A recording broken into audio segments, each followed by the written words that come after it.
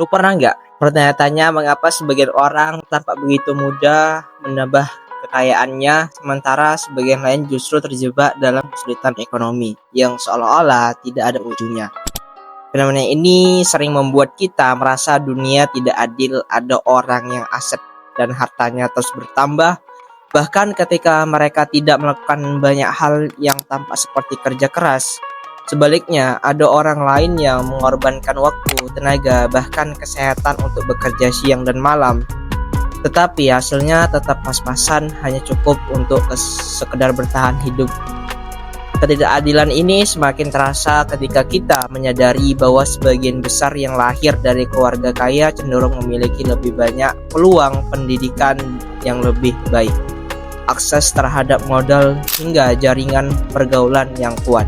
Semua itu membuat jalan menuju kesuksesan terasa lebih mulus bagi mereka. Sedangkan bagi orang yang berasal dari keluarga biasa, jalannya seringkali penuh rintangan, harus berusaha berkali lipat lebih keras hanya untuk mendapatkan peluang yang sama.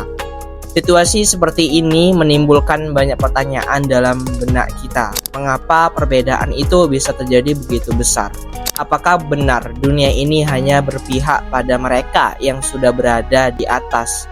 Atau sebenarnya ada mekanisme tertentu, sebuah pola yang tidak terlihat jelas, yang membuat kesenjangan ini terus berlangsung dan sulit diputus? Kalau kita perhatikan lebih dalam, fenomena orang kaya yang semakin kaya dan orang miskin yang semakin terjebak dalam kesulitan bukanlah sekedar kebetulan.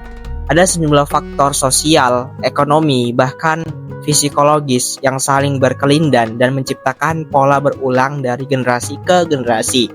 Pertama, soal akses terhadap sumber daya. Mereka yang memiliki kekayaan sejak awal biasanya juga memiliki modal dalam berbagai bentuk. Uang yang bisa diputar kembali, jaringan sosial yang luas, pendidikan yang berkualitas, serta peluang untuk masuk ke dunia bisnis atau investasi. Modal inilah yang membuat mereka dapat menumbuhkan kekayaan dengan relatif lebih mudah. Sementara itu, bagi masyarakat miskin yang hampir seluruh energi habis untuk sekedar bertahan hidup, pendapatan bulanan habis untuk kebutuhan dasar seperti makan, tempat tinggal, dan transportasi. Akibatnya, mereka nyaris tidak punya ruang untuk menabung apalagi berinvestasi. Kedua, prinsip berbunga atau compound interest. Inilah salah satu rahasia besar dalam pertumbuhan kekayaan. Uang yang diinvestasikan dengan bijak akan terus bertambah nilai secara eksponensial. Semakin besar modal awal, semakin cepat pertumbuhan yang dihasilkan. Sebaliknya, bagi mereka yang miskin justru hutanglah yang sering berbunga, membuat beban semakin berat dan mempersempit ruang gerak untuk keluar dari kesulitan. Ketiga, pengaruh lingkungan sosial. Orang kaya biasanya berada dalam lingkaran sosial yang mendukung produktivitas. Mereka bertemu dengan individu yang membawa ide, peluang bisnis, bahkan akses ke informasi penting. Lingkungan ini mendorong pertumbuhan. Sebaliknya, orang miskin cenderung berada dalam lingkaran yang sama-sama berjuang untuk bertahan hidup, sehingga akses pada peluang untuk naik kelas sangat terbatas. Keempat, pola pikir dan cara memandang uang. Inilah faktor yang seringkali paling diabaikan. Orang yang sudah terbiasa dengan kelimpahan umumnya berpikir jangka panjang, berani mengambil resiko yang terukur, dan melihat uang sebagai alat untuk menghasilkan lebih banyak peluang. Sementara itu, orang yang hidup dalam keterbatasan kerap terjebak pada pola pikir jangka pendek. Bagaimana caranya bertahan sampai akhir bulan, bagaimana melunasi cicilan, atau bagaimana memenuhi kebutuhan mendesak hari ini. Gabungkan dari semua faktor ini menciptakan jurang yang makin lama semakin lebar. Dan yang lebih menarik, kesenjangan tersebut tidak hanya ditentukan oleh angka di rekening bank, tetapi juga oleh cara berpikir, pilihan lingkungan, dan kesempatan yang diwariskan dari satu generasi ke generasi. Kalau kita biarkan kesenjangan ini bisa menjadi masalah serius, dampaknya tidak hanya dirasakan di bidang ekonomi, tetapi juga merembet pada keadilan sosial. kualitas pendidikan, bahkan stabilitas masyarakat secara keseluruhan. Semakin besar jurang antara kaya dan miskin, semakin besar pula potensi lahirnya ketidakpuasan, kecemburuan sosial, hingga konflik yang merusak tatanan hidup bersama. Namun, hal ini bukan berarti orang yang lahir dalam keterbatasan selamanya harus terjebak di sana. Sejarah mencatat banyak kisah orang yang berangkat dari bawah, menghadapi keterbatasan, lalu berhasil menembus batas dan naik kelas berkat kerja keras, strategi yang tepat, serta perubahan cara berpikir.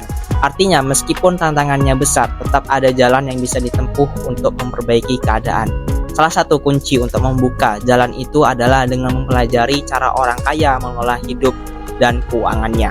Bukan untuk meniru secara buta, tetapi untuk mengambil pola yang terbukti memberi dampak. Ada beberapa hal penting yang bisa dijadikan pelajaran. Pertama, literasi keuangan.